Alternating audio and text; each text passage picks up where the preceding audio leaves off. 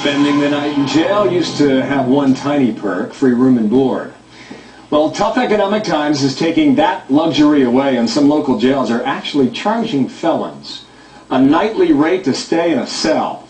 Dan Springer's live in Springfield, Oregon. Where are you, Dan? And how much is that cell going to cost you tonight? Well, it's not padded, let's say that. I am in Springfield, Oregon, Hotel Springfield, where they are in the middle of a construction project, building a 100-bed facility, cost of $10 million. And when the city leaders got together, they said, you know what, why should taxpayers be hit with that entire bill? So they decided to take advantage of an Oregon law which allows cities and counties to charge up to $60 a night to the inmates for the cost of their incarceration. And they here in Springfield will charge the inmates that entire $60. Now, other places around Oregon don't charge quite as much. Like we were down in Douglas County yesterday, where they only charge inmates about $20 a night. And of course, there they don't turn down the bedding and put a little chocolate on the pillow. The guy who's running this facility here was only half kidding when he said he's going to put a no vacancy sign out front. Obviously, they'll leave the light on for you, but I'm not sure you can leave that easily. Wow, these are convicted felons, though. How in the world are they going to collect that money? Well, they are going to be trying to get as much money out of them as they can. You know, not everybody will pay the entire bill. There's mediation you can go to when you get released. You can also go to a judge and say, look, I'm indigent, I have no money, I can't pay, and the judge can say, you don't have to pay. Now, the folks who are against this, obviously the inmates say that this is unfair, that they, shouldn't be hit with the cost of their incarceration, they're broke. And the other people who are against this are the public defenders who say that this will just delay their ability to get back into society and become contributing members again. Well, the bottom line is they're hurting for money, right? And they're going out looking for ways to raise the revenue. I'm sorry, what was that, Bill? They looking for money? They hard up? Hard times? Yeah, it's difficult for them to come by any money right now with the economy the way it is. If the inmates, if they try to get out and get a job, it's tough for them. So that's the argument against it. That's getting blood out of a turnip. All right, let's take a little look at this situation here.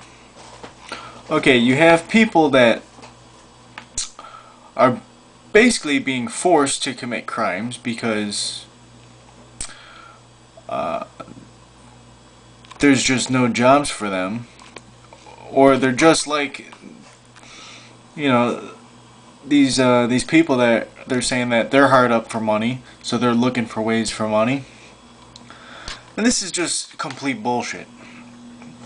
This is how you can know that this system is coming to an end. Alright? They're charging these people $60 a night.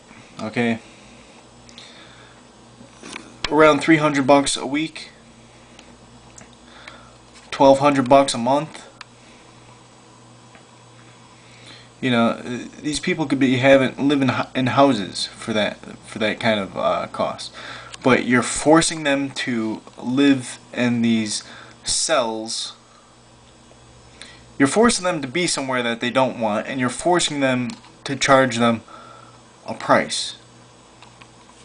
This totally reminds me of a story that we've heard out of Iraq, where the prisoners would be executed,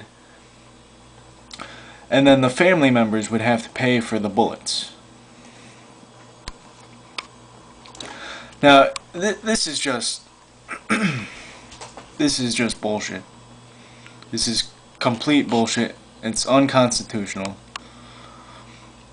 And I'm not trying to defend these criminals, but I'm saying what's causing the crime in the first place. They've obviously they have this business model worked out right here, where they're looking at, hey, we can make money off of people being in jail.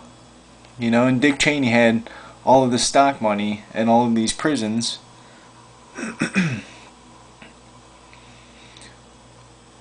It's just a bullshit ass backward system.